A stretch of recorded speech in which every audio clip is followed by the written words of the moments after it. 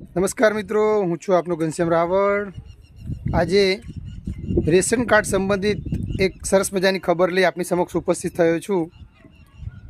તો ઘણીવાર એવું પણ બને છે કે આપણી ભૂલના કારણે અથવા તો કોઈ પણ સરચૂકના કારણે આપણા રેશન કાર્ડ ખોઈ જવાના પ્રશ્નો બનતા હોય છે।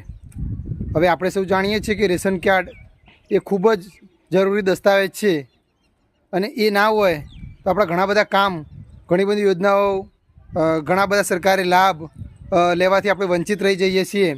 અને ગામની અંદર તો જે બીપીએલમાં આવતા હોય, અંત્યોદયમાં આવતા હોય એવા કુટુંબોનું જો રેશન કાર્ડ ખોવાઈ જાય તો પછી એમને જે સસ્તા અનાજનું દુકાનમાંથી જે પોતાનું રાશન લેવાનું હોય તે પણ અટકી જતું હોય છે।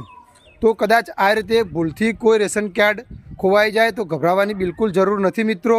કારણ કે તમારું રેશન કાર્ડ ખોવાઈ જાય તો તમને બીજું ડુપ્લિકેટ રેશન કાર્ડ મળવા પાત્ર છે।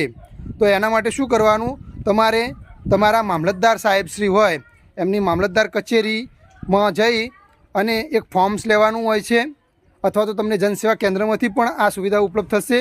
આ ફોર્મ લઈ અને તમારે ડુપ્લિકેટ રેશન કાર્ડ માટે અરજી કરવાની રહેશે। આના માટે કયા કયા દસ્તાવેજોની જરૂર પડશે, તો આના માટે તમારે આધાર કાર્ડની જરૂર પડશે, રહેઠાણનો પુરાવો, તમારો ઓળખનો પુરાવો, પાસપોર્ટ સાઇઝનો ફોટો, જૂનો રેશન કાર્ડ હોય એની ઝેરોક્સ પડી હોય તો, અથવા તો ના હોય તો એનો નંબર યાદ હોય તો, બરાબર। આ બધા પુરાવાઓ સાથે તમારે અરજી જનસેવા કેન્દ્રમાં અથવા તો મામલતદાર કચેરીમાં આપવાની રહેશે, તો તમારું ડુપ્લિકેટ રેશન કાર્ડ બની જશે।